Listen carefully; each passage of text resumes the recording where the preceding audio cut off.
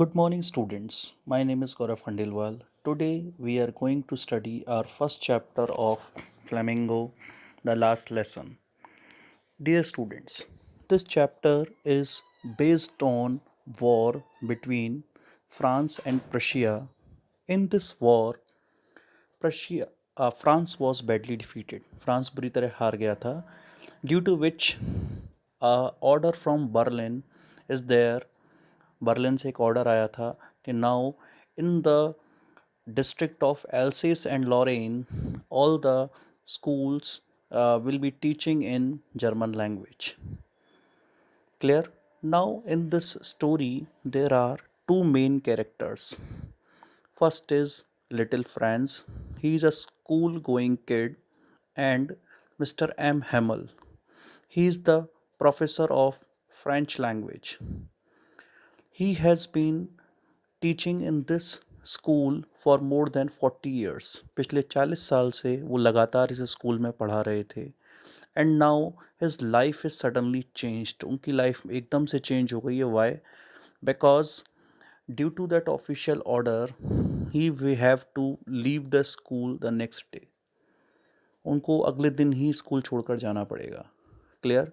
ना our story starts at a scene where little friends ये decide नहीं कर पा रहा था कि वो स्कूल जाए या ना जाए. Why? Because the weather was very fine. Weather बहुत फाइन था. The birds were chirping and the Prussian soldiers were also drilling. Moreover, M Hamel ने होमवर्क दिया था पार्टिसिपल्स के रूल्स याद करने का, और लिटिल फ्रेंड्स ने अभी तक वो किया नहीं था. क्लियर? और he is very frightened of Mr. M. Hamel because he is quite a strict teacher. But at last, he decided to go to the school. But when he was approaching to the school, जब वो school पहुंचने ही वाला था, ही उसने देखा town hall के पास जो bulletin board है वहाँ पर बहुत भीड़ लगी हुई है. और फ्रॉम 2 years, पिछले 2 सालों से all the bad news has come from that bulletin board. सारी जितनी भी बुरी खबरें हैं वो सब उस बुलेटिन बोर्ड से आई हैं. मीन्स कितने लोग हार गए, कितने ऑफिसर्स मारे गए, अगली स्ट्रैटेजी क्या होगी, वो सब उस बुलेटिन बोर्ड से पता लगता था. Now friends in thinking, friends सोच रहा है कि पता नहीं इस बार कौन सी बुरी खबर है जो उसको यहाँ से मिलने वाली है. But he ran to the school. वो भागा स्कूल की तरफ. But the environment of school was quite different on that day. क्यों? बिकॉज ऑन प्रीवियस डेज, पिछले दिनों में क्या होता था, the atmosphere of school was quite busy, quite noisy. बहुत बिजी होता था, नॉइजी होता था. Students are shouting, repeating their lessons, and teachers are also teaching और रैटलिंग देयर स्केल्स रैटल करते थे, सीट पे बार बार मारते थे. But on that day it was quite different. उस दिन बहुत डिफरेंट था. क्यों? Because there was utter silence all around. चारों तरफ बहुत शांति थी. ऐसा लग रहा था कि on that day it was Sunday. इतना छुट्टी वाले दिन होता था, हॉलीडे वाले दिन होता था जब इतनी शांति होती थी. अब मोस्ट ऑफ द टाइम क्या होता था, फ्रांस इस बात का फ़ायदा उठाता था.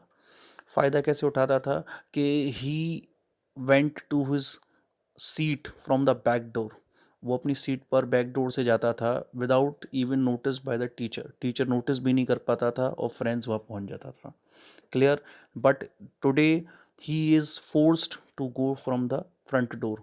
आज वो फोर्स्ड है फ्रंट डोर से जाने के लिए. And he is also frightened. बहुत डरा हुआ है. क्यों? Because M Hamel was walking in the classroom with a scale in his hand. उनके हाथ में स्केल लगा हुआ है, और पहले भी बताया आपको काफ़ी स्ट्रिक्ट टीचर हैं वो. क्लियर? और now friends goes inside the class के अंदर जाता है वो. And he was sure that he will get a punishment. वो श्योर है कि उसको पनिशमेंट ज़रूर मिलेगा. लेकिन to his surprise, M Hamel did not say anything. M Hamel ने कुछ नहीं कहा. उन्होंने बोला कि okay friends, we were going to start without you. हम तुम्हारे बिना ही स्टार्ट करने वाले थे. Please have your seat. वो अपनी सीट पर बैठ जाता है. Clear? Again what friends noticed कि M Hamel was dressed in his special dress. M Hamel अपनी स्पेशल ड्रेस पहने हुए हैं, क्लियर। और he was wearing a coat, tie, frilled shirt, cap, the dress which he use to wear on inspection days. वो ड्रेस वो inspection वाले दिन पहना करता था, clear. And he also saw many old people of the village. बहुत सारे ओल्ड पीपल विलेज के बैक बेंचेस पर बैठे हुए थे। ही वॉज सरप्राइज्ड, ऐसा क्यों हुआ है। He didn't understand that, clear. After that M Hamel announced in the class. M Hamel ने अनाउंस किया कि today it is your last French lesson, कि as you all know that France has been defeated, so today it is your last French lesson. आज last French lesson पढ़ाया जाएगा। It was like a thunder clap for little friends. ये thunder clap की तरह था friends के लिए, because he didn't know anything about French language. उसे फ्रेंच लैंग्वेज के बारे में कुछ नहीं आता था। And now suddenly he felt poor for M Hamel. M Hamel के लिए बहुत बुरा लग रहा है उसे। He didn't like M Hamel, उसको एम हेमल ज़्यादा कभी पसंद नहीं थे। But today he started to develop liking for him, और उनके लिए लाइकिंग डेवलप हो रही है। वो he is feeling sorry why he had missed all those classes. उसने वो सारी क्लासेस मिस क्यों की। And he was understanding those things, और बड़े आराम से आज वो उसको फ्रेंच लैंग्वेज पहली बार समझ में आ रही है। नाउ इस टर्न केम, उसको he was make to stand, उसको खड़ा किया गया। उसे पार्टिसिपल्स के रूल्स पूछे गए। But as we have told earlier, पहले भी बताया था, फ्रेंड्स ने ऐसा कुछ भी याद नहीं किया। He stood up and he tried to speak, but it was all muddled up. उसने बोलने की कोशिश की पर सब कुछ मडल्ड अप हो गया। Now he was again sure that he will get a punishment. अभी भी श्योर था कि पनिशमेंट ज़रूर मिलेगा। बट एम हेमल ने कुछ नहीं कहा। उन्होंने बोला बैठ जाओ। Friends, you are not alone responsible for this. तुम अकेले जिम्मेदार नहीं हो। We always say that we will do on the next day. हम हमेशा कहते हैं कि हम अगले दिन कर लेंगे, अगले दिन कर लेंगे। आई एम ऑल्सो रिस्पॉन्सिबल, खुद को भी रिस्पॉन्सिबल ठहराता है। वो कहता है कि whenever I like to go for fishing, जब भी मुझे फिशिंग के लिए जाना होता था, I gave you holiday and many time I have sent you to water my plants. अपने प्लांट्स को वाटर करने के लिए मैंने तुम्हें भेजा था।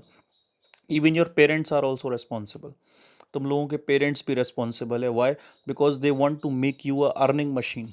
वो तुम्हें एक अर्निंग मशीन बनाना चाहते हैं और कुछ नहीं, clear. Now he started praising the French language. वो फ्रेंच लैंग्वेज को प्रेज करने लग गए। ही ऑल्सो टोल्ड देम कि इफ़ यू आर एनस्लेव्ड, अगर आप लोगों को एनस्लेव्ड कर दिया जाए, आप लोगों को बंदी बना लिया जाए, and if you have love for your language, अगर आपके अंदर लव है अपनी लैंग्वेज के लिए, means you are having the key of that prison. आपके पास उस प्रिजन की चाबी है बाहर निकलने के लिए, अगर आप अपनी लैंग्वेज से अटैच्ड हैं, आपको अपनी लैंग्वेज से प्यार है तो, clear. After that reading lesson, writing lesson start होता है। And today M Hamel has brought his special has distributed special copies. वो अपनी स्पेशल कॉपीज़ लेके आए हैं और उन कॉपीज़ में बच्चों को काम दिया है, क्लियर। और the environment was so silent, कोई भी शैतानी नहीं कर रहा है। Everybody was busy in his work. और फ्रांस ने जब ऊपर अपना सिर ऊपर उठा के देखा तो M Hamel was observing the whole room. वो पूरे रूम को ऑब्जर्व कर रहे हैं और फ्रांस को बड़ा बुरा लग रहा है कि this person has passed 40 years of his life in this school, now tomorrow he has to leave. पिछले 40 साल से वो यहीं पर हैं और अब अगले दिन से उन्हें जाना पड़ रहा है। तो उसे बहुत बुरा लग रहा है इस बात के लिए। और उसे अब ये समझ में भी आया है कि why old people have gathered there. वो ओल्ड पीपल वहाँ क्यों गैदर हुए हैं। ओल्ड पीपल इसलिए गैदर हुए हैं because they want to thank M Hamel. वो एम हेमल को थैंक करना चाहते हैं फॉर इस टायरलेस, बिना थके हुए 40 years of service which he has given to school. 40 साल की जो सर्विस उसने स्कूल को दी है उसके लिए। And also he wants to say sorry because they hadn't attended the class so often, क्योंकि उन लोगों ने क्लास ज़्यादा अटेंड नहीं की है, क्लियर। राइटिंग लेसन्स के वक्त एम हेमल के लिए बुरा लग रहा था। किसको? फ्रांस को। क्यों बुरा लग रहा था? कि because he has to live tomorrow. और वो बता रहा है कि the baby plants which he has planted, जो बेबी प्लांट उन्होंने लगाए थे, now it has become big walnut trees. बड़े बड़े वॉलनट ट्रीज बन गए, clear.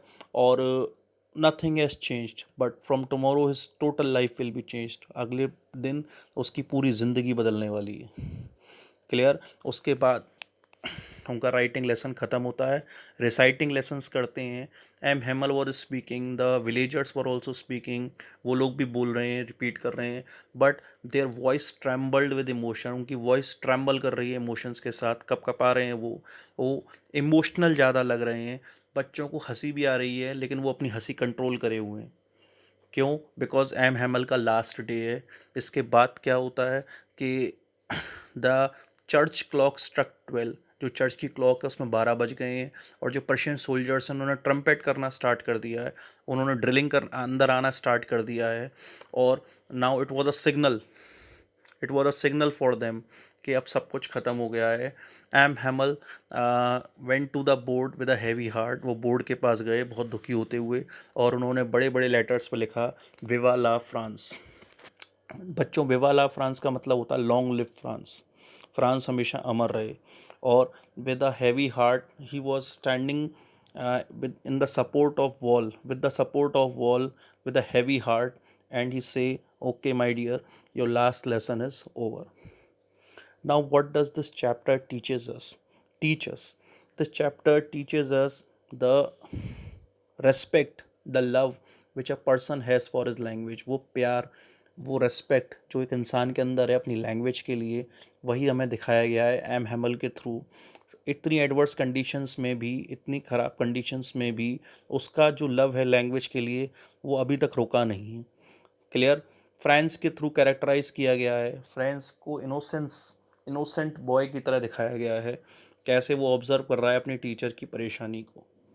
I hope my dear students आपको ये चैप्टर समझ में आया होगा. Thank you very much.